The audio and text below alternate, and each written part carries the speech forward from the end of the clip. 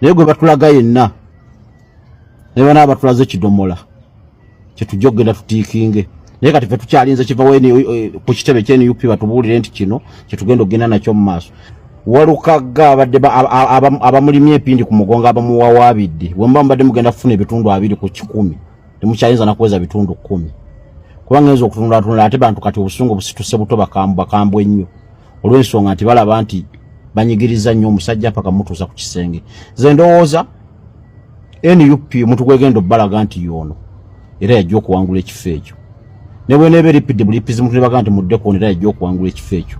Walukagga omuntu gw'anaatambula naye mu kalulu kano wanaabanga tebazite kubanga mpulidde ajulidde agenze mu kooti nkulu high court bikyayinza okukyuka bikyayinza obutakyuka naye ni kesi nga tibikyuse. Walukagga omuntu gw'anaatambula naye yagenda okwangula akalulu ka Busiro East ekyo nkibabuulira era ab'ettiimu ezimu zisigenda kwogera temujjaganya nnyo kiro kyongedde ebbanyiga kuba ate abantu beeyongedde nabbakyawo tosobola kusuuza muntu kitolowooza mu bantu bagenda kwongera kwagala kati babalabidde ddala ng'abananfuusi babalabidde ddala ng'abatalina maanyi timulina kwekwata ku bisubi nga mulaba omusajja abasinzizza amaanyi era nze ndowooza bwe kataligira magola yandibanga jju wanji mukenkufu pozi nga NUP ina kyekyusizzaamu wanji mukenkufu ffe tulinze kiva eri NUP kye batulaga kyonna kye tugenda nakyo era mmwe abalowooza nti ogenda kulya akalunga toli kusaidi ya NUP bikusaze era omala na budde n'okugyayo Walukagga muyanga abongedde okuwunoona obwonoonya ate kubanga tendabye n'abantu abadde bataagala Walukagga nga ate bagamba amusajja bamunyigiriza ye lwaki ye gwe banyigiriza baabala bonga ye baabeerawo tibabanyigiriza. Nze ndowooza oyinza okukola ekintu okulumya gundi n'osuubira nga ate oyambye muyambe omuliro gusituse ate kati abantu bakambwe nnyo era ebukya ku makyanga Walukagga mwayikoti takufunyeyo nayo bwenkanya omuntu yenna gw'anaabeera emabega we ye muntu agenda okuwangula ekya Busiro East ekyo oba oyagala oba toyagala. Aliranye bwana Sseggona Medad akali amaggwa nyamba omukwate ku mukono ate kakasa nti ogunywezezza bw'amala okulaba analysis eno kigenda kuba gyali okubisigalamu oba okubivaamu. Masias Walukagga akakiiko ka injustice by'Abakama kamuwanduludde mu kalulu ka Busiro bwe bikyali ekitebe kya National Unity Platform kyagambye kigenda kukola appeal.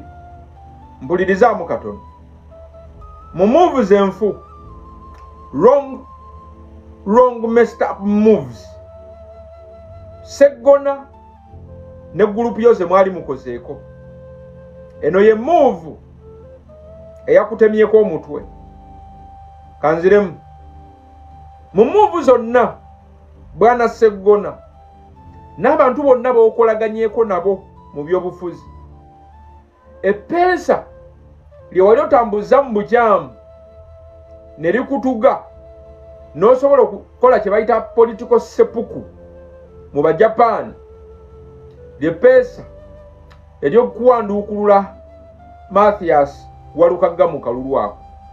Well, kiri obvious nti abadde wankizo nnyo n'ebitundu 95 ku buli 100 ku kalulu ka Busiro ekyo kituufu naye ate abadde agenda kuwangula osigazeemuko ku ka respect nti you had a mutual fight walwanako.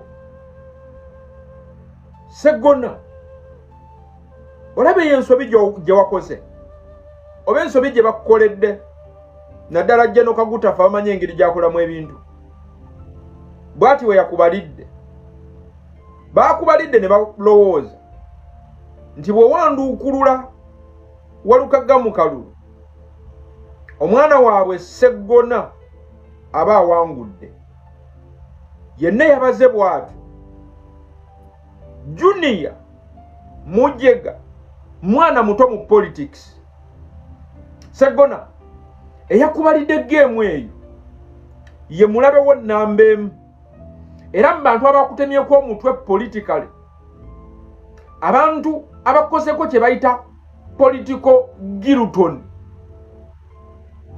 eyakubalidde geemu eyo oba yakukoledde ekikolwa ekyo oba yakusindikiriza okukola bw'otyo ye mulabe wo nnamba emu.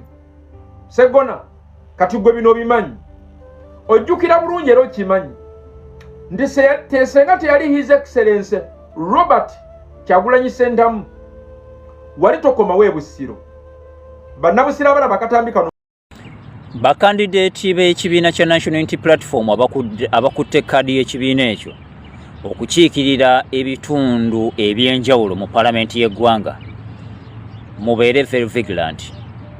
Ebitundu nga ebiri mu disitulikiti y'e Wakiso, omubaka omukyala akutte kkaadi y'ekibiina kya NUP okukiikirira disitulikiti eyo era nga yenkambe nti aliko olunaku olwaleero, weenyweze era beera very vigilant. Kawempe North weenyweze, Kawempe South weenyweze, ne Wakiso omulala yenna ebitundu ebyenjawulo kwoteeka ne Kampala, yingira e Mukono mwenyweze, genda Emityana mwenyweze. Bino mbibagamba si kubatiisa, but it's the message gye mulina okuwulira as of today. Olwaleero entotto zikyasalwa. How as some people are going to be disqualified from the race, nga tewakyali budde bwa kureplacingawo mulala yenna, not because they are not qualified to compete, but because of directives and orders from somewhere. Meetings are being held day and night to see some candidates, NUP candidates, are disqualified from the race. Be vigilant. Emmanuel Wanika, Erumbia Electoral Commission. Oh my God. Your Excellency, Robert Kyagulanyi Ssentamu, webale kujja.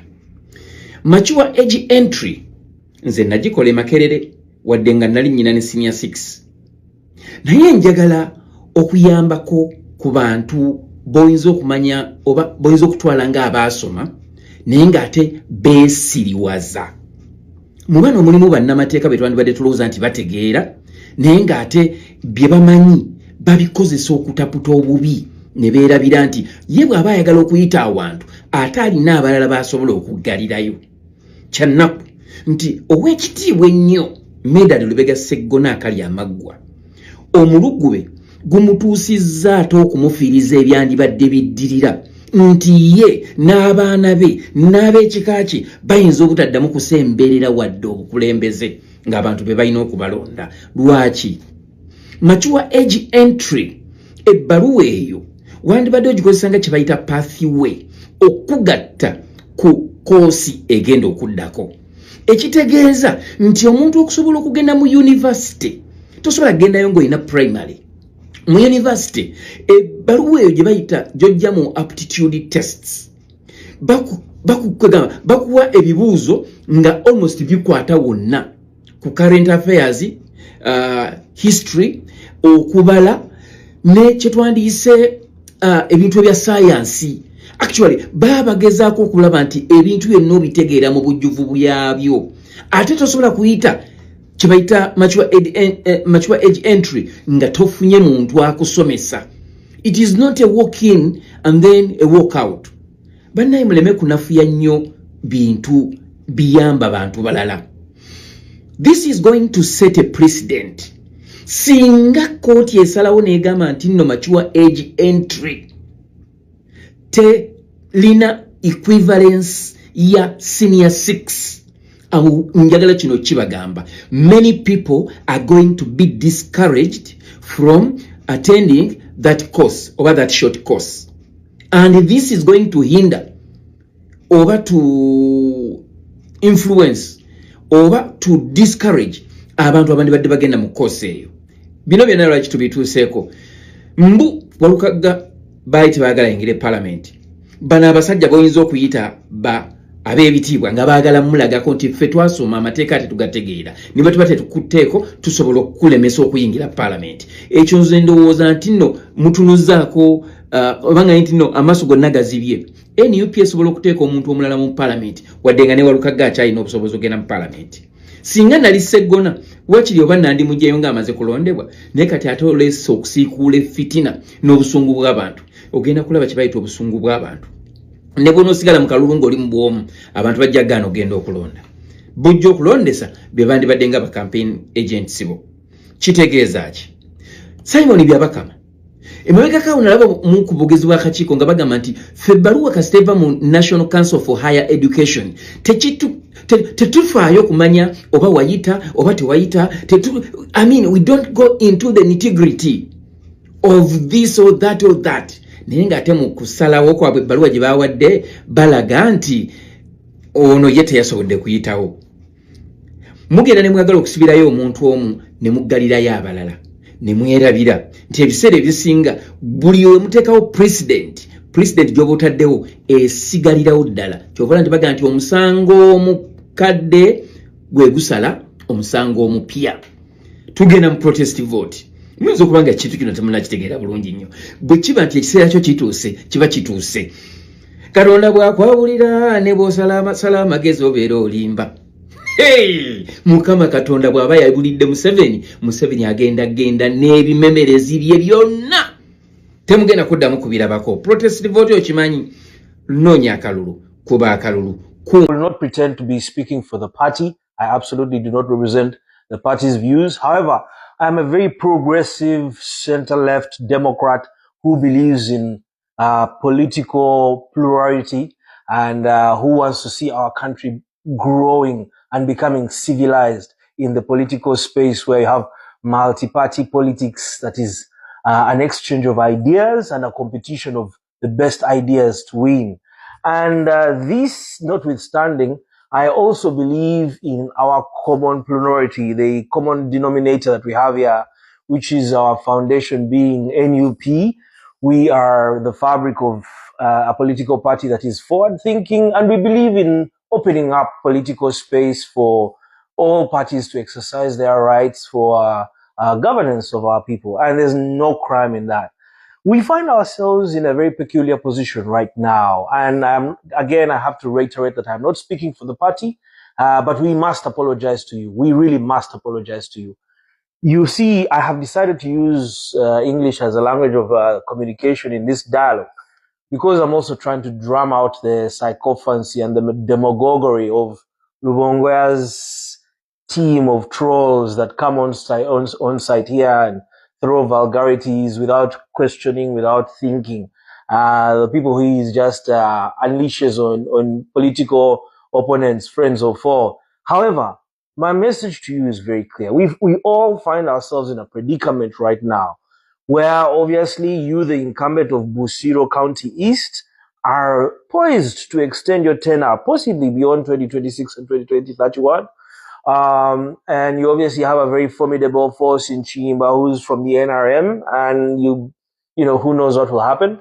With Matthias gone now, and whether he backs Matovu or not, we find ourselves in a zero-sum game of three big kings in one small kingdom.